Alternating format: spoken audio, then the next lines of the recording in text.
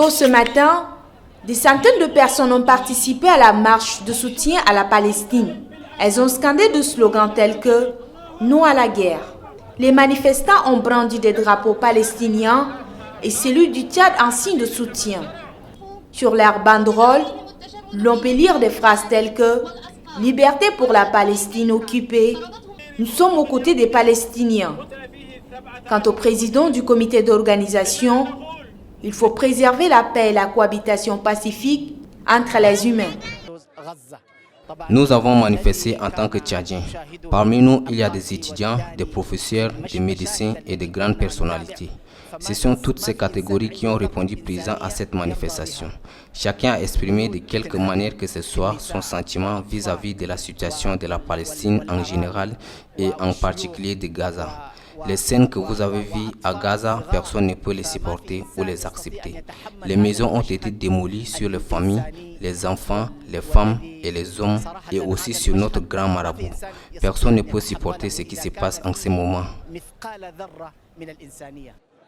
Pour la plupart des manifestants, la communauté internationale doit agir en faveur de la Palestine. C'est fait cet après-midi. La politique nationale foncière au Tchad est validée. Le document a été approuvé 24 heures après sa soumission aux auteurs du domaine. Quelques observations de forme ont été apportées en vue de son amélioration.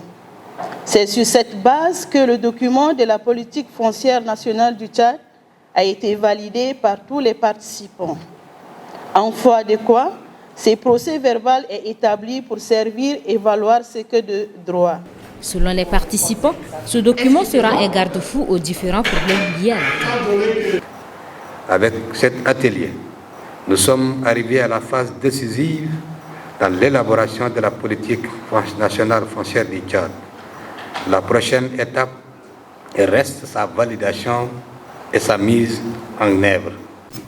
Le problème foncier représente à lui seul 90% de litiges à la justice. Indiquons que la politique nationale foncière a été validée par les chefs traditionnels, religieux, les gouverneurs et les... La marche dite pacifique du syndicat des enseignants communautaires et contractuels du Tchad, SYNEC, du Tchad, prévue pour le lundi 13 novembre 2023, est strictement interdite sur l'ensemble du territoire national.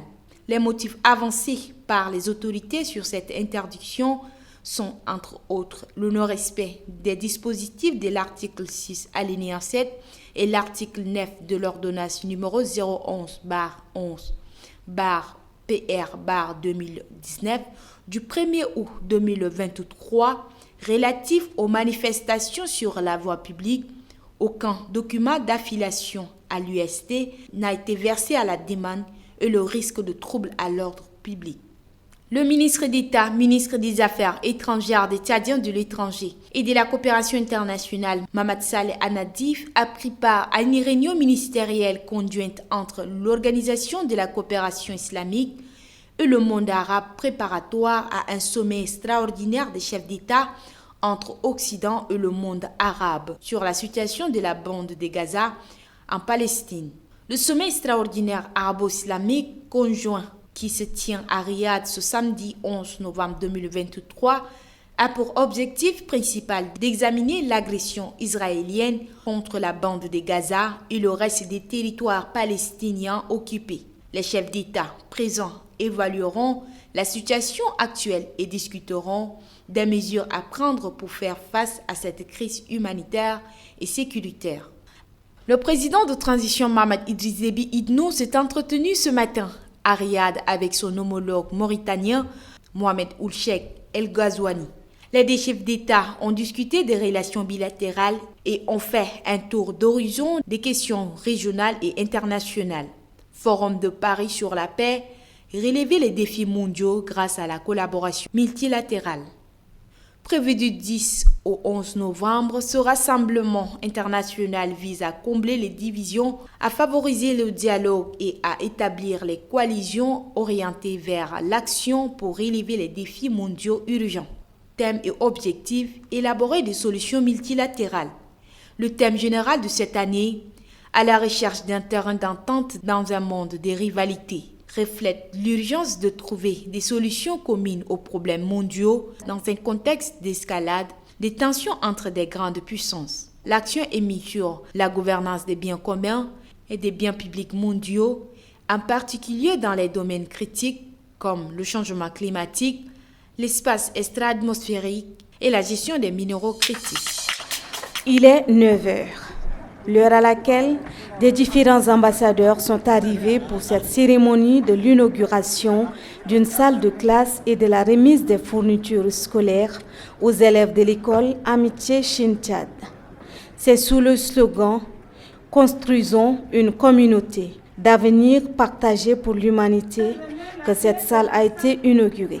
Comme l'a affirmé le président Xi Jinping, la Chine ne recherche pas une modernisation au seul bénéfice d'elle-même, mais la réalisation d'une modernisation ensemble avec tous les pays.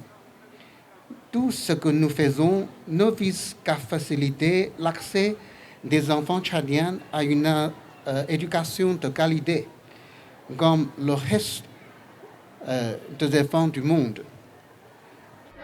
Les enfants représentent l'avenir d'un pays et l'éducation constitue le socle d'un État.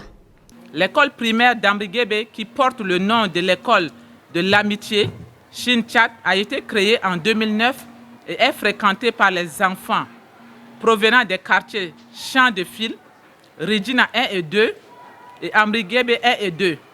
En plus de l'ouvrage que nous allons inaugurer tout à l'heure, l'école a bénéficié par le passé de beaucoup d'appuis de la République populaire de la Chine.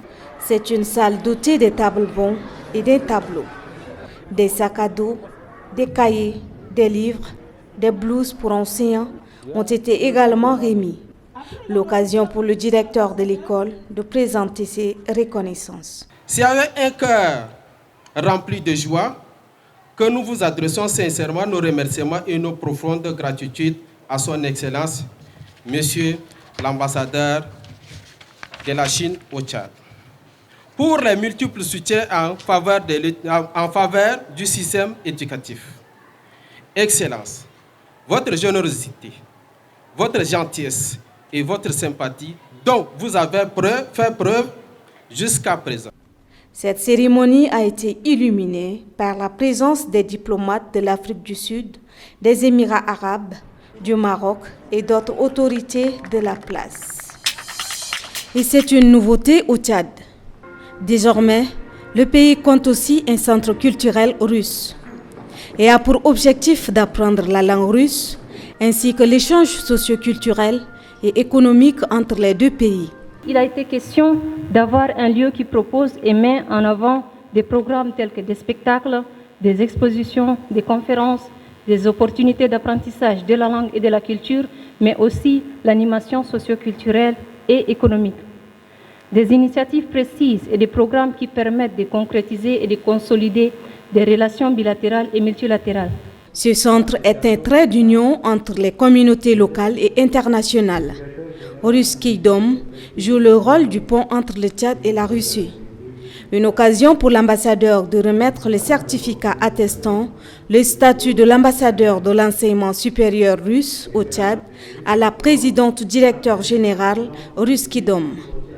J'espère et je suis sûr que le travail de la maison russe, qui est résultat logique de ce long cours, va aider à tous les jeunesses. Le directeur des études de la planification master professionnelle salue cette œuvre de la jeunesse tchadienne.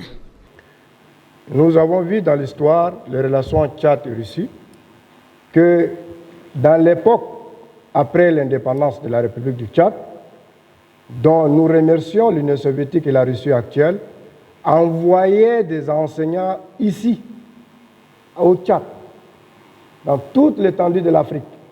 Des enseignants qui sont venus ici, enseigner dans nos lycées, dans une école. Aujourd'hui, dans l'administration tchadienne, nous avons des fonctionnaires qui n'ont jamais été en Union soviétique ni en Russie, mais qui retiennent quelques mots et quelques phrases de la langue russe. Le centre culturel Ruskidom est situé sur l'avenue Générale Ali Ibrahim, rue de 40 mètres, en face du Masjid Khalil bin Walid, non loin du lycée La Liberté, au premier niveau, là où il y a un cabinet dentaire.